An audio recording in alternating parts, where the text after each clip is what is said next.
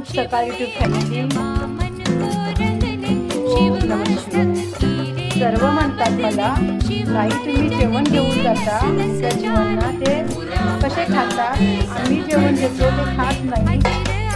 आहे सुकं अन्न तुम्ही तरी खाणार आहात का.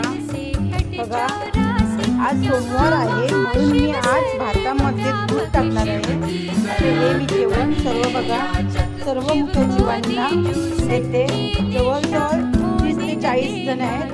त्यांना सर्वांना हे जेवण देते. एवढं जेवण दिलं तरी पण त्यांचं पोट भरतं. शुभ सकाळी टू फॅमिली. मम्मा खाल्लं आता. आज सोमवार आहे त्याच्यामुळे दूध आणि भाजी टाकते. रोजचं एक अर्धा ते पावणा लिटर दूध टाकते त्याच्यामध्ये भातामध्ये.